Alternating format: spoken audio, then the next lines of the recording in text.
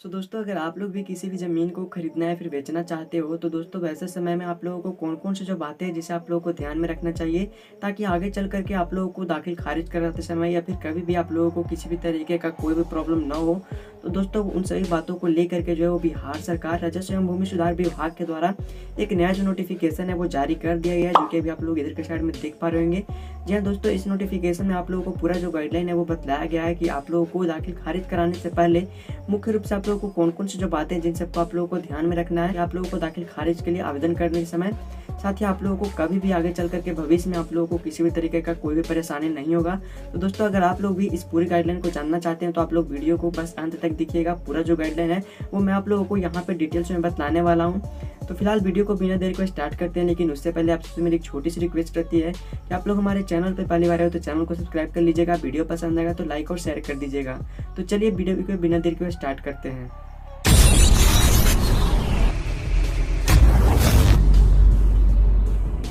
तो दोस्तों, जैसे कि अभी आप लोग स्क्रीन पे देख पा रहे होंगे, ये जो नोटिफिकेशन है वो बिहार सरकार राजस्व एवं भूमि सुधार विभाग के द्वारा जारी किया गया है, जो कि दाखिल खारिज में आवेदन करने से पूर्व ध्यान देने योग्य जितनी सारी भी बातें हैं, जितनी सारी गाइडलाइंस हैं, उसके बारे में आप लोगों को यहाँ पे बतलाया गया है।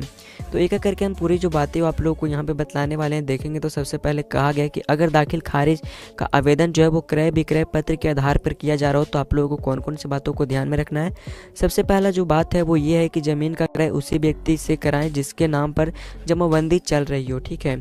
यानी कि अगर आप लोग किसी ज़मीन को खरीद रहे हो तो उसी व्यक्ति से जमाबंदी पे सिग्नेचर कराएं जिसके नाम से ज़मीन हो। ऐसा नहीं है कि उनका कोई वंशज से जो वो आप लोगों की ज़मीन की जमाबंदी पे सिग्नेचर कर दिए तो वो जो ज़मीन है वो आपके नाम पर हो जाएगा। ठीक है,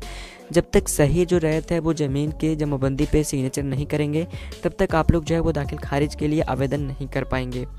उसके बाद कहा गया कि अगर किसी कारण बस आपका जमाबंदी रैयत से ज़मीन का क्रय करने में सक्षम नहीं हो तो वैसे में वो जमाबंदी रैयत के सभी वंशजों से ज़मीन का क्रय बिक्री पत्र लिखवाएं एवं सभी वंशजों से लिखित विक्रय सहमति पत्र प्राप्त करें। यानी कि अगर आप लोगों का जो भी ज़मीन के जमाबंदी रैयत हैं वो किसी कारण बस उनकी मृत्यु हो गई हो या फिर वो सक्षम नहीं है तो वैसे में आप लोग को करवाना क्या हो कि ज़मीन को खरीदते समय उनके जितने भी वंशज हैं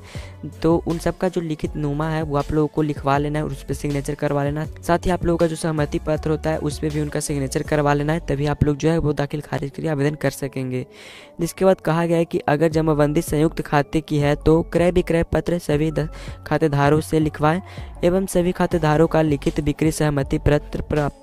यानी कि दोस्तों, अब आप लोग जिस ज़मीन को खरीद रहे हो उस खाता के अंदर और भी लोगों का जो ज़मीन है वो आता है तो वो वहाँ पे जो भी संयुक्त रूप से जो खातेदारी हैं उन सब का भी आप लोगों को लिखित नुमा यहाँ पे लिखवाना होगा और उनका सिग्नेचर यहाँ पे करवाना होगा। ठीक है, तभी आप लोग जो है वो आवेदन कर पाएंगे दाखिल खारिज के लिए आगे चल करके कभी भी। इसके बाद देखेंगे तो आप लोगों को कहा गया है कि अगर आप ज़मीन का क्रय जमाबंदी रैयत से नहीं कराते हैं तो ऐसे में आपको दाखिल खारिज का आवेदन करते समय अन्य हिस्सेदार संबंधी विवरण दर्ज करना आवश्यक होगा तथा आप लोगों का बिक्री सहमति पत्र अपलोड करना होगा। ठीक है, अब यहाँ पे जैसे कि आप लोगों को दूसरा पॉइंट में बतलाया कि किसी कारण बस ज़मीन के जमा रैयत जो भी हैं उनकी मृत्यु हो जाती है तो वैसे में आप लोगों को दाखिल खारिज के लिए आवेदन करते समय जो भी ज़मीन के वंशज हो गए यानी कि हिस्सेदार हो गए उन सब का जो ज़मीन से संबंधित जितने सारे विवरण हो गए, डॉक्यूमेंट्स हो गए, उन सबको आप लोगों को दर्ज करना होगा फोटोकॉपी। साथ ही आप लोगों का जो सहमति पत्र होता है उसे भी आप लोगों को अपलोड करना होगा। ठीक है, तो दोस्तों मुख्य रूप से ये जो बातें हैं वो आप लोगों को क्रय विक्रय पत्र के आधार पर दाखिल खारिज कराने हेतु ध्यान में रखना है। अब इधर देखेंगे तो आप लोगों को यहाँ पे अगर दाखिल खारिज जो है वो आवेदन बंटवारा के आधार पर कर रहे हो तो वैसे में आप लोगों को कौन कौन से बातों को ध्यान में रखना है।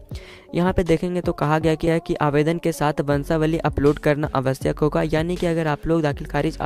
बंटवारा के आधार पर करवाना चाहते हो तो वैसे में आप लोगों को दाखिल खारिज के लिए आवेदन करते समय ही आप लोगों को जो वंशावली है उसे बना करके अपलोड करना होगा। ठीक है, उसके बाद देखेंगे तो कहा गया कि यथासंभव निबंधी बंटवारा कराना शिष्ट होगा। आपसी सहमति बंटवारा या फिर दस्तावेज या फिर न्यायालय आदेश के आलोक में भी जो बंटवारा है वो दाखिल खारिज हेतु आवेदन किया जा सकता है। इसके बाद देखेंगे तो कहा गया कि दाखिल खारिज आवेदन करते समय अन्य हिस्सेदार संबंधी विवरण दर्ज करना आवश्यक होगा। यानी कि दोस्तों कहने का मतलब है कि जब आप लोग दाखिल खारिज के लिए आवेदन कर रहे हो तो उस समय आप लोगों के जितने भी ज़मीन के हिस्सेदार हैं, ठीक है, तो उन सभी का जो जमाबंदी विवरण है वो सभी आप लोगों को यहाँ पे अपलोड करना बहुत ही ज़रूरी होगा, जिससे आप लोगों को आगे चल कर के कभी भी किसी भी तरीके का कोई भी प्रॉब्लम ना हो। अब दोस्तों ये था मुख्य रूप से आप लोगों का जितने सारे भी गाइडलाइन यहाँ पे नोटिफिकेशन के माध्यम से जारी किया गया है, जो मैंने आप लोगों को यहाँ पे स्टेप बाय स्टेप पूरी गाइडलाइंस यहाँ पे बतला दी है। अब दोस्तों यहाँ पे अगर आप लोग कभी भी अपने ज़मीन का दाखिल खारिज करना चाहते हो तो उसके लिए आप लोगों को दिए गए जो लिंक है dlrs.bihar.gov.in का, इसके ऊपर जा कर के आप लोग यहाँ से दाखिल खारिज के लिए आवेदन कर सकते हो, या फिर बिहार भूमि का जो ऑफिशियल वेबसाइट है इसके ऊपर से जा कर के कर सकते हो। ठीक है, तो आप लोग को ज़मीन खरीदते समय या फिर बेचते समय मुख्य रूप से इन सभी बातों को ध्यान में रखना है। वैसे इस नोटिस का जो लिंक है वो मैंने वीडियो के डिस्क्रिप्शन बॉक्स में दे रखा है, आप लोग चाहो तो इस नोटिस को डाउनलोड कर सकते हो। आई होप कि आप लोगों को जितनी सारी भी इन्फॉर्मेशन मैंने यहाँ पे बतलाई होगी वो सब आप लोग समझ चुके होंगे। अगर आप लोगों को फिर भी इससे रिलेटेड या फिर किसी भी तरीके का कोई भी डाउट हो तो आप लोग हमें कमेंट में पूछ सकते हैं। तो मिलते हैं किसी नेक्स्ट वीडियो में नेक्स्ट अपडेट के साथ। वीडियो देखने के लिए बहुत बहुत धन्यवाद।